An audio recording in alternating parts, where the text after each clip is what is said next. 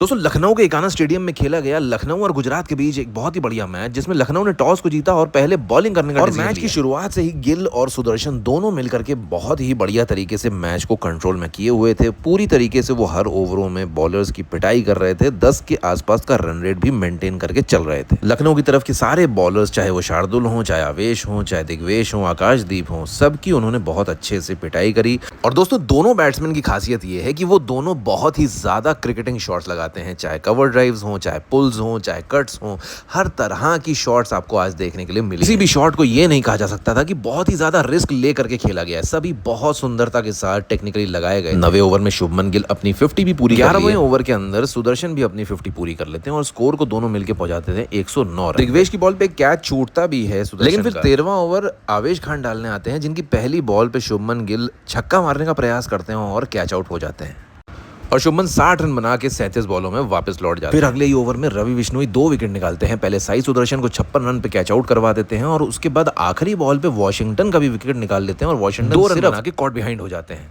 और क्लियरली अब लखनऊ के बॉलर्स थोड़ा सा स्कोर को स्लो करवा देते हैं। 16 ओवर जब तक खत्म होते हैं स्कोर सिर्फ 139 ही बन पाता है। 19 ओवर की पहली बॉल पे ऋषभ पंत रुदरफोर्ड का कैच छोड़ देते हैं, लेकिन उसी ओवर की चौथी बॉल पे बटलर दोबारा से कैच आउट हो जाते हैं और दिग्वेश, इसी ओवर की चौथी बॉल पे दिग्वेश बटलर का विकेट निकाल लेते हैं और शार्दुल ठाकुर उनका कैच पकड़ लेते हैं और 145 रन पे चौथा विकेट जीटी अपना खो देती है। बटलर 16 रन बना के वापस। लेकिन गाइस अगले 4 ओवरों में सिर्फ 40 रन ही निकल पाते हैं और लखनऊ के बॉलर्स 10 से ऊपर नहीं बनाने देते हैं किसी भी ओवर में। आखिरी के ओवर में सिर्फ 12 रन निकलते हैं शार्दुल ठाकुर के, जिसमें रुदरफोर्ड का विकेट भी शार्दुल ठाकुर ले लेते हैं। एलबीडब्ल्यू करवा देते हैं रुदरफोर्ड को और कुल मिला के जीटी सिर्फ और सिर्फ 180 रन का ही टारगेट लखनऊ के लिए सेट कर पाती है, जो कि लखनऊ के हिसाब से थोड़ा सा कम है क्योंकि लखनऊ के पास अच्छे बैट्समैन जो स्कोर को खींचने की काबिल है। और इस बार लखनऊ की तरफ से ऋषभ पंत मार्कम के साथ ओपनिंग करते हैं और सिराज पहला ओवर डालते हैं और पहले 2 ओवर में सिर्फ 8 रन निकाल पाते हैं लखनऊ के ओपनर। उसके बाद तीसरे ओवर में सिराज बॉलिंग डालने आते हैं, जिनके ओवर में जॉस बटलर पंत के कैचेस 2 बार छोड़ते हैं। सिराज काफी फ्रस्ट्रेटेड होते हैं क्योंकि पंत और मार्कम मिलकर के इस ओवर में 20 रन निकाल लेते हैं और इस मोमेंटम को पंत और मार्कम दोनों ही अच्छे तरीके से जारी रखते हैं और आगे आने वाले सभी ओवरों में काफी अच्छे तरीके से हिटिंग करते हैं। चौथे ओवर में 9 रन और 5वें ओवर में 12 रन मिलकर के निकालते हैं, जिसमें प्रसिद्ध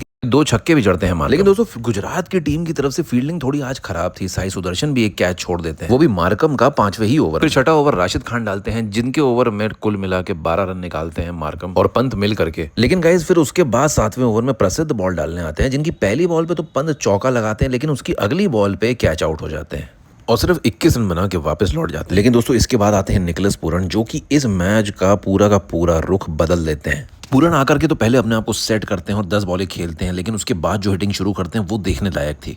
10th ओवर में मार्कम अपनी 50 भी पूरी कर लेते हैं और साई किशोर इस ओवर को डाल रहे होते हैं, जिनके ओवर में पूरन और मार्कम मिलकर के 24 रन निकालते हैं और एलएसजी का स्कोर हो जाता है 114 रन 10 ओवर जब तक खत्म होते हैं तब तक। दूसरे छोर से निकोलस पूरन बहुत तबाही मचा रहे थे। पहली 8 बॉलों में तो वो सिर्फ 7 रन बनाते हैं, लेकिन उसके अगली 8 बॉलों में वो 26 रन जोड़ लेते हैं। लेकिन 12वें ओवर की पहली बॉल पे मार्कम अपना कैच लॉन्ग ऑन पे दे देते हैं और 58 रन बना के वापस लौट जाते हैं। अब इसके बाद पूरन और बदोनी मिलकर के मैच को आगे बढ़ाते हैं, जिसमें पूरन की तरफ से काफी छक्के देखने के लिए मिलते हैं। पूरन 23 बॉलों में अपनी 50 पूरी कर लेते हैं और बदोनी के साथ पूरन मिल करके 154 रन बना लेते हैं 15 ओवर की समाप्ति तक। फिर 16वां ओवर राशिद खान डालते हैं, जिनके ओवर में वॉशिंगटन सुंदर एक कैच छोड़ देते हैं बदोनी का, क्योंकि बहुत ही सिंपल कैच था। लेकिन उसकी अगली ही बॉल पे निकोलस पूरन का कैच पकड़ा जाता है और पूरन 61 रन बना के वापस लौट जाते हैं। और 17वें ओवर में जॉस बटलर की तरफ से एक रनआउट की चांस मिस हो जाती है, उनके हाथ से बॉल निकल जाती है और ग्लव विकेट पे छू जाता है, वरना डेविड मिलर का विकेट वो निकाल लेते। फिर 18वें और 19 ओवर में मैच थोड़ा स्लो हो जाता है और 19वें ओवर में वॉशिंगटन सुंदर डेविड मिलर को क्लीन बोल्ड करके आउट कर देते हैं और मिलर 7 रन बना के लौट जाते हैं। लखनऊ को आखिरी ओवर में 6 रन चाहिए होते हैं जीतने के लिए, जिसमें बडोनी बहुत बढ़िया पहला चौका लगाते हैं और फिर आखिरी बॉल पे 1 रन जब चाहिए होता है छक्का लगा के लखनऊ को जिता देते हैं और लखनऊ 6 विकेट से जीत दर्ज करती है।